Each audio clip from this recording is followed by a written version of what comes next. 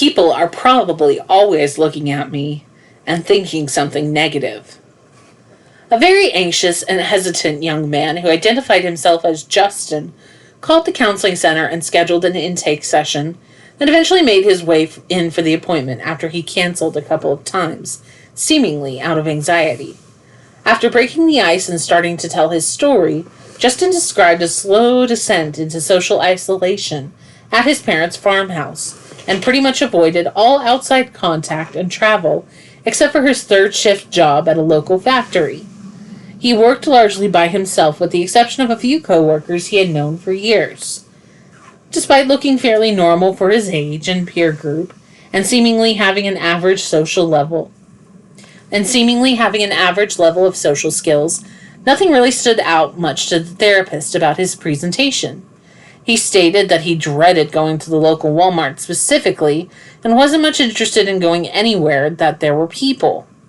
This had become so much of a concern and a habit that even his relationship with his girlfriend had become affected, to the point where they only spent time together isolated in her small apartment or at his house in the family room or his bedroom. The only break in his routine was an occasional late-night walk or ordering takeout food to be picked up, by her of course, or delivered to either of where they lived.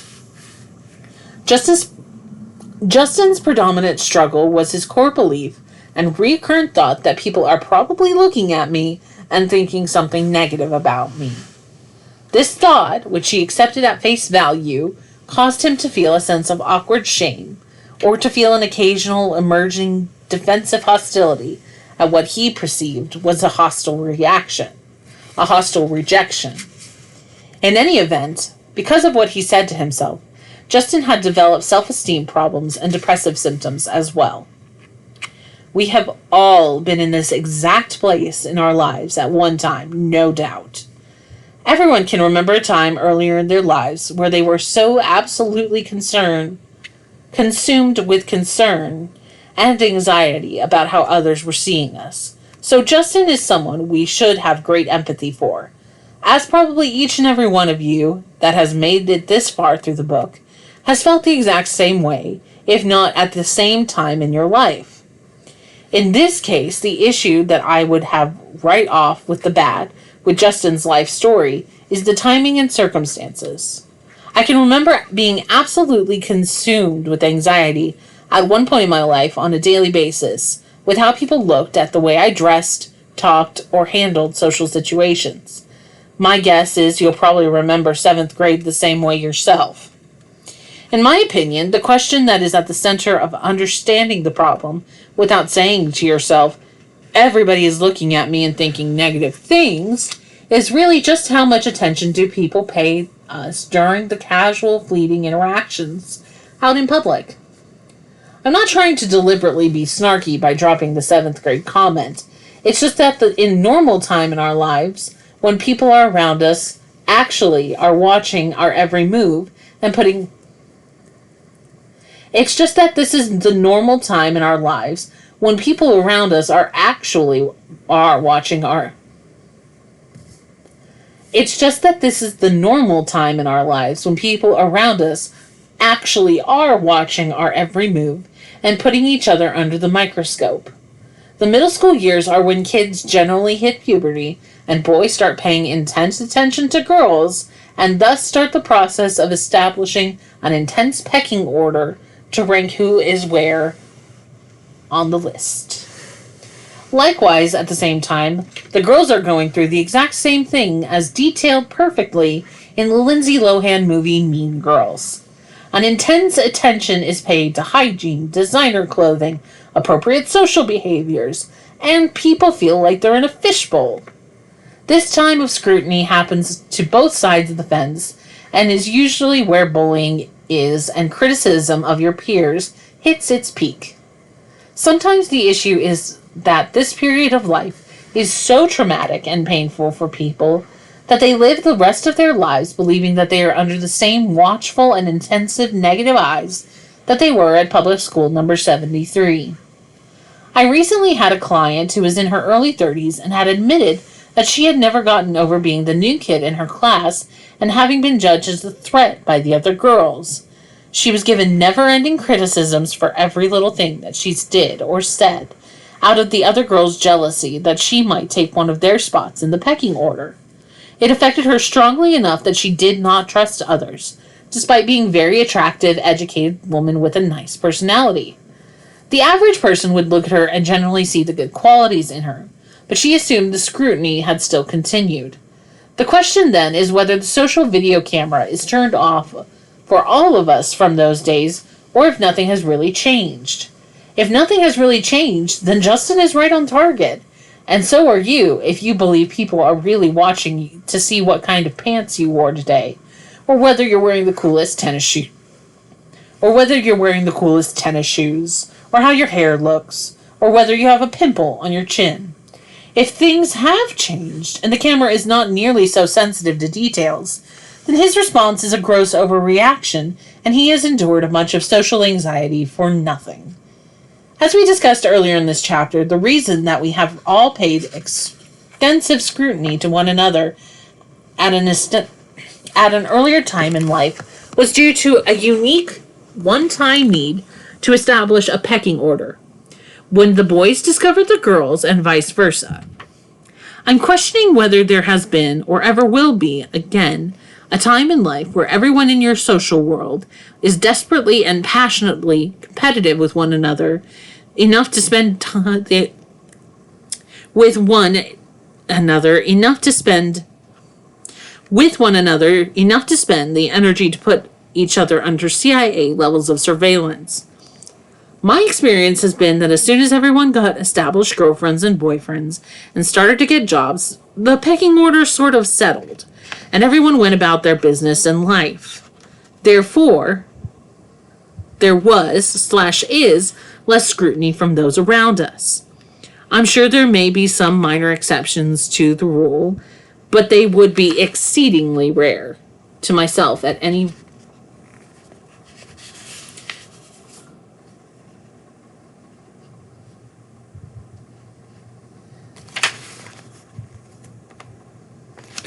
My question to anyone who says that people are probably looking at me and thinking negative things would be to ask why anyone would care that much about you to put you that high as priority in their daily or even momentary life. Without fail, I never get a concrete or logical answer to this question. When I ask, I just receive a passive, I don't know. Let's try to come up with a legitimate way of judging whether other people are really paying that much attention to us in public. I will tell you the way I approach this with my clients who have this value and say this to themselves. I ask them to tell me right then and there in the session to remember or recount the last time they saw someone in Walmart that stood out to them negatively because of their appearance or body language. I have never had anyone immediately answer that they remembered anyone who stood out negatively from their last shopping experiences. Not even once. Here's why I think no one ever remembers anyone negatively. The difference between the terms WNL and ONL. Now you have no idea what those terms mean, most likely in that they are kind of a semi-therapeutic language.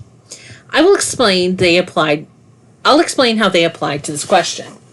WNL means within normal limits, and ONL means outside normal limits. They apply to this question in as so far, I believe that the only way anyone is going to notice someone at Walmart or out in general public is if they act in some way outside of normal limits and not within normal limits. I believe that it will take something substantially out of the norm for people to notice you negatively while walking through the frozen food aisle at your local supermarket. Likewise, something substantially out of the norm positively for them to notice you walking through the canned good aisles there as well. Now, if you put the Walmart question to me and ask me if I remember anyone over the last few years that I've gone to Walmart here in the city that I live in, the answer is yes, I can remember a few people that stood out. I can remember a woman in the checkout line in front of my wife and I who was dressed like she had just left her job at the strip club. She raised a horrendous fuss, seemingly steamed, and demanded to see a manager in charge to tell her that she was being stalked through the aisles by some man and she demanded the manager to do something about it. I can also remember this one particular family that had a complete absence of social skills, and how they all four decided to jump on and commandeer the electric handicapped shopping carts and started racing around the store. What a complete bunch of morons. Yep, no problem remembering them either. On the flip side, maybe about a month ago, I remember seeing a mother and her kids walking through the store toward me in the center aisle, making eye contact with the last and youngest boy in line and giving him a subtle fist bump with the resulting explosion, and him smiling at me as he walked away. I was impressed with his social skills and how he picked up on what I was doing, and I remember him because he was a smart little guy. It was a fun exchange. I don't remember walking down the dairy aisle and thinking to myself at any point, gee, that's an ugly and weird little man right there, or, my lord, her hairstyle is absolutely abysmal. Somebody needs to get an intervention going. Of course not. I'm too busy trying to load my car and get the heck out of that place. I'm either preoccupied with trying to figure out what to put together for meals, or I'm getting frustrated because I can't find the breakfast enchiladas on aisle 5. True story, actually. I'm not there to people watch, nor is anyone else. People are shopping to get what they need and get the heck out of there and go home, just like you are. My question to you would be whether others function on a different cognitive level than you do.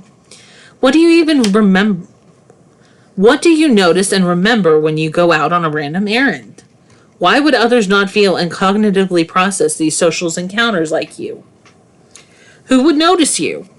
If you wouldn't, why would they? So either you would be saying that you lack the ability to put others naturally under the intense scrutiny, or you're saying there's something about yourself that merits other people putting you under an excessive level of surveillance. That something would have to be really outside of normal limits of appearance or behavior too. That really justifies others taking the time and effort to notice you negatively as well. Otherwise, what I'm saying is that you have an illogical belief that there is something negative about yourself that is unqualifiable and indescribable that naturally causes irrational and unexplainable reactions in others that we can't come up with any real definition or description of. I believe that paranoia, especially in these kinds of lower levels, is at the lowest common denominator based on a belief that you are a main character in everyone else's movie playing in their heads, or even the main character in their immediate world, instead of being the generally insignificant minor walk-on character who is seen and maybe briefly acknowledged but quickly forgotten. Most would argue that they weren't being narcissistic in this belief that everyone is probably looking at me and thinking something negative, because they aren't trying to be normally self-centered and egocentric in any kind of normal understood way. I can understand that sentiment. The issue with our main character, though, is that Justin was unwittingly feeling that he was more important to others than he really was, even if he is believing he is more important in a sort of reverse narcissism way. This sort of inverted self-importance is exactly what we are talking about and challenging in this chapter. My argument would be that narcissism is not only a positive inflation of self, but also can be a negative inflation of self-importance as well. It's any exaggerated sense of self-importance in the eyes of others. If you're the reincarnation of Elvis, then people would notice you, but not a regular person like Justin.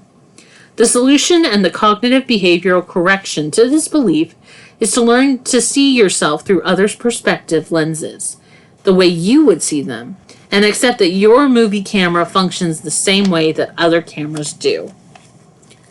The therapist had his hands full with Justin's social anxiety and belief that he had drawn negative attention on a deep level in casual and fleeting public interactions. Justin had used this belief that people are looking at me and thinking something negative about me to justify a truly negative sense of self-esteem, and then use that to justify his belief that people would then have a reason to look at him negatively. This circular merry-go-round logic was a hard cycle to break through for both Justin and his therapist. To his credit, Justin stayed the course and kept plugging away for many months before he started to gain traction. His therapist continued to place emphasis on Justin's own perceptions of others when he had fleeting social interactions as normal for how we will all approach these encounters, and place subtle validation for his way of assessing others as normal at the very least. Slowly, Justin came to believe that others saw him in the same way he saw them in these casual encounters. He started placing weight on the fact that he almost never noticed others unless they did something that basically screamed for attention or was far out of the norm that he couldn't help himself. While he maintained monthly sessions for the long term, Justin replaced his belief that people are probably looking at me and thinking something negative with people are probably noticing me about the same level I noticed them. And this reduced his anxiety and subsequent depressive symptoms and self-esteem issues a fair bit over time.